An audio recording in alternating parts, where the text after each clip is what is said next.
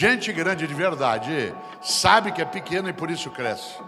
Gente muito pequena acha que já é grande e o único modo dela crescer é se ela baixar outra pessoa.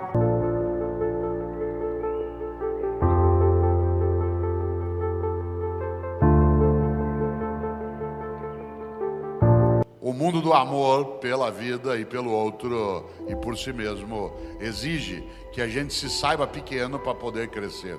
Quem entre nós achar que grande já é o suficiente, pequeno continuará. E o que me engrandece?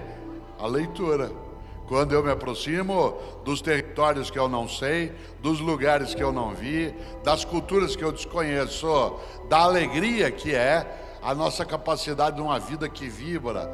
E há pessoas que são marcadas por uma arrogância brutal, que não reconhecem o diferente como sendo apenas diferente. Eu gosto sempre de lembrar, reconhecer as diferenças não significa elogiar as desigualdades. Homens e mulheres somos diferentes, não somos desiguais. Brasileiros e libaneses são diferentes, não são desiguais. Brancos e negros são diferentes, não são desiguais. Surdos e ouvintes são diferentes, não são desiguais. É interessante, é uma frase que eu não conheço a autoria. Se alguém souber até me diz, eu vou levantar porque ela tem que ser representada. Que é uma frase que eu adoro, acho maravilhosa. Que diz, um homem só deve olhar outro homem de cima para baixo quando for para ajudá-lo a se levantar. Olha que coisa forte. Um homem só deve olhar outro homem de cima para baixo quando for para ajudá-lo a ficar na mesma altura. E essa ideia de mesma altura, acho que a leitura, ela nos ajuda quando nós somos capazes de ter acesso a livros, poemas, textos que provocam em nós um incômodo.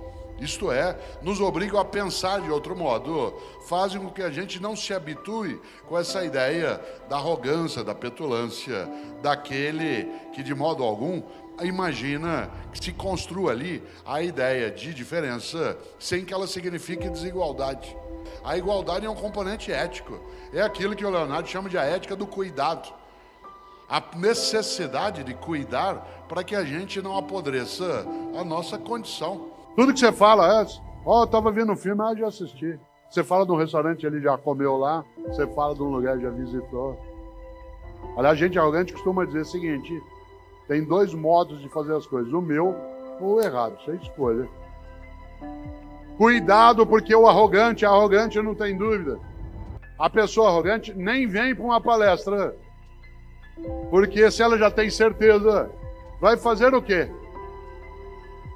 Quando você se dispõe a vir, trabalha, compra um ingresso, paga um recurso que não é pequeno, se organiza, vem para cá, fica, vai sair às 10 horas da noite, espera. Já pensou? É sinal de que você tem a necessidade, sim, de colocar parte das ideias que tem para refletir, meditar. E não ser morno ou morno, e procurar fazer ali o melhor. É interessante isso. Está circulando esses dias agora no mundo digital uma fala minha de algo que era verdade. Eu, durante muitos anos, dei aula na graduação, na universidade, não só na pós, mas na graduação. E eu dava aula de filosofia no primeiro ano. Tive alguns cursos da PUC São Paulo. E toda classe que você entra, sempre tem um aluno ou uma aluna que é mais arrogante. Que é aquela pessoa que você sabe que vai perturbar o andamento coletivo. Não porque a pessoa tem dúvida, mas porque ela tem excesso de certeza sobre ela.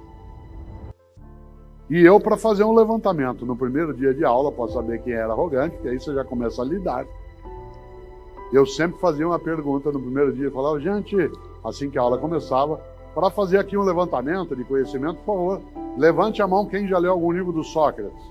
E sempre tinha um outro que levantava. Sócrates não escreveu nenhum livro. Não há nenhum livro do Sócrates. O que eu posso fazer nessa hora como professor? Humilhar o menino, esmagá-lo, mostrar para ele o lugar dele e perdê-lo. Em vez de eu fazer o meu melhor, fazer o óbvio. Não, eu não posso fazer isso, mas também não posso deixar passar a situação. Então, na hora eu dizia, porque sempre tinha outro, dizia o seguinte, eu acho que você não ouviu direito. né? Porque o Sócrates não escreveu no meu livro, acho que eu falei Sócrates e você entendeu Sófocles. Esse sim escreveu o livro. Normalmente ele dizia, esse mesmo. Tá?